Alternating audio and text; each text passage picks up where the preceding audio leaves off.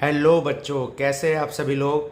और आज 5 अगस्त को एमसीसी की ऑफिशियल वेबसाइट पे नीट रजिस्ट्रेशन विंडो ओपन हो चुकी है। तो आप सभी लोग all India quota NEET counselling के लिए आज से रजिस्ट्रेशन अपना कर लें। रजिस्ट्रेशन के लिए किसी भी तरह के डॉक्यूमेंट अपलोड करने की ज़रूरत नहीं होती है।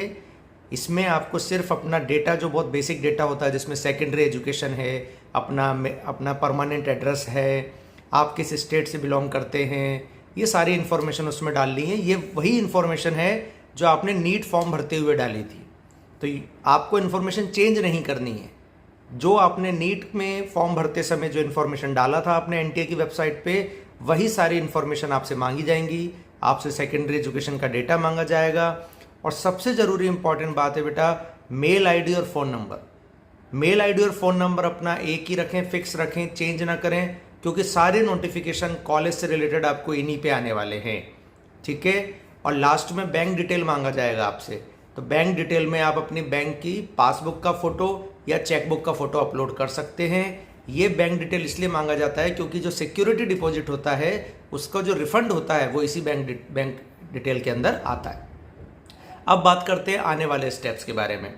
कल 6 अगस्त से चॉइस फिलिंग का प्रोसीजर स्टार्ट हो जाएगा, जिसकी विंडो 13 अगस्त तक खुली रहेगी। तो 6 अगस्त से 13 अगस्त तक आप चॉइस फिलिंग करेंगे, लेकिन सबसे ज़रूरी है चॉइस फिलिंग के बाद लॉक जरूर करें, चॉइस लॉकिंग जरूर करें। इस भरोसे ना बैठे कि मैनुअली ऑटो लॉक हो जाएगा। हमेशा उसको आपको खुद से चॉइस फिलिंग को लॉक करना है। इस चॉइस फिलिंग के बाद फिर बात आती है कॉलेज अलॉटमेंट की, और वो आपका होगा 17 अगस्त को।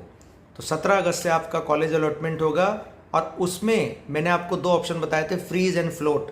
अगर आप फ्रीज ऑप्शन में जाते हैं तो आपको डॉक्यूमेंट वेरिफिकेशन के लिए फिजिकली उस कॉलेज में जाना होगा, क्योंकि वो आपने फाइनल कर दिया है। लेकिन अगर आप फ्लोट ऑप्शन में जाते हैं, इट मीन्स कि आप अपग्रेडेशन में जाना चाहते हैं, तो उस केस में आपको किसी भी फिजिकल वेरिफिकेशन की ज़रूरत नहीं है। आप ऑनलाइन अपने सारे डॉक्यूमेंट्स वेरीफाई करवा सकते हैं। तो मेरा आपसे प्लीज़ एक रिक्वेस्ट है कि आगे आने वाले इस काउंसलिंग प्रोसीजर में जितने भी आपके डॉक्यूमेंट्स यूज़ होने वाले हैं, वो सारे डॉक्यूमेंट्स की एक स्कैन्ड कॉपी का फोल्डर अपने पास बना के ज़रूर रखें। सारे डॉक्यूमेंट्स की स्कैन्ड कॉपी आपके पास होनी चाहिए। और हाँ, क्योंकि अगर आप एमसीसी का रजिस्ट्रेशन कर रहे हैं तो अनदर रिक्वेस्ट है कि आप प्लीज़ ये सारा काम लैपटॉप पे या डेस्कटॉप पे करें।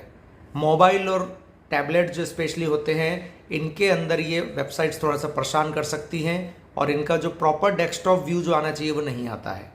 तो आई रिकमेंड कि आप डेस्कटॉप पे बैठें, लैपटॉप पे बैठें और प्रॉपर उस वेबसाइट को विजिट करें। फिर भी अगर आपको कोई लिंक में इशू आता है तो मैं अपने कमेंट सेक्शन में डायरेक्ट वो लिंक पेस्ट कर दूंगा, वहाँ से आप डायरेक्ट एमसीसी का रजिस्ट्रेशन कर सकते हैं।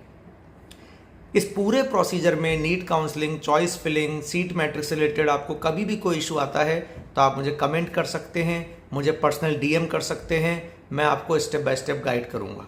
और अगर आप मेरे चैनल पर नए हैं और अगर आप डिटेल में इन सब के बारे में जानना चाहते हैं तो प्लीज़ मेरा चैनल विजिट कीजिए, क्योंकि उस चैनल पे मैंने डिटेल में सीट मैट्रिक्स, चॉइस फिलिंग, क्या क्या डॉक्यूमेंट्स लगेंगे, सारा प्रोसीजर पे सेपरेट वीडियो बनाई हुई है। तो please go and watch my separate videos on these topics. Last एक बात मैं बोलना चाहूँगा आपसे कि ये जो चॉइस फिलिंग होती है, इसमें 2 चीज़ों का ज़रूर ध्यान रखें। जो कॉलेज आप ऑप्ट करने वाले हैं उस स्टेट का सर्विस बॉन्ड जरूर देख लेना। आप कभी भी कोई ऐसा स्टेट ऑप्ट ना करें जिसका सर्विस पॉलिसी बहुत ज़्यादा हो। 5-5 साल की भी बॉन्ड होते हैं। तो हमेशा आप स्टार्ट करें ऐसे कॉलेजेस से जहां बॉन्ड बहुत कम हो या ना के बराबर हो। ठीक है। दूसरी बात आती है पीजी सीट्स कोटा। अगर आप कोई अपने स्टेट के अलावा कोई दूसरा स्टेट ऑप्ट कर रहे हैं, क्योंकि आप ऑल इंडिया काउंसलिंग में जा रहे हैं और ऑल इंडिया काउंसलिंग के थ्रू आप पूरे इंडिया के किसी भी स्टेट की सीट उठा सकते हैं, तो प्लीज़ एक बार उस स्टेट में कितनी पीजी सीट्स हैं ये ज़रूर देखें। तो ये 2 बहुत बड़े की फैक्टर होते हैं। तीसरा की फैक्टर होता है लैंग्वेज बैरियर। देखिए, अगर आप बिलोंग करते हैं नॉर्थ इंडिया से जहाँ हिंदी बोली जाती है, और अगर आप चले गए तमिलनाडु, केरला, तो आपको बहुत दिक्कत आ सकती है, क्योंकि कॉलेज में केवल पढ़ाई नहीं होती है, उसके अलावा पेशेंट से इंटरेक्शन भी होता है।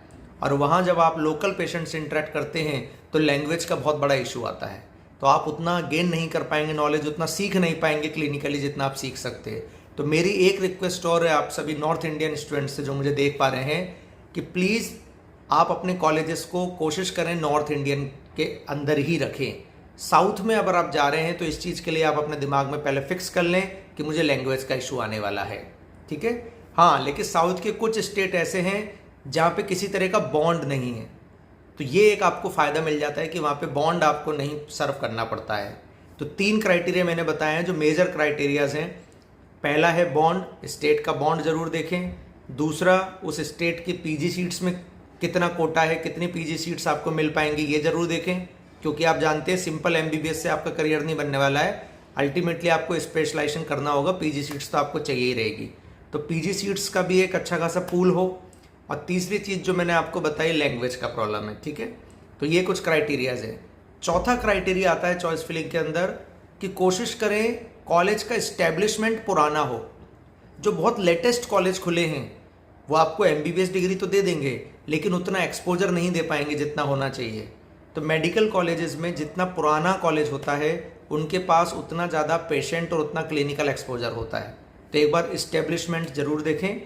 फिर भी अगर आपको चॉइस फिलिंग, सीट मैट्रिक्स, किसी भी तरह का नीट काउंसलिंग से रिलेटेड कोई इशू आता है तो मेरे चैनल को ज़रूर विजिट करें। आप मुझे कमेंट में कुछ भी पूछ सकते हैं, आप मुझसे डीएम कर सकते हैं। मैं नीट काउंसलिंग के पूरे प्रोसीजर में आपके साथ हूँ। Thank you so much.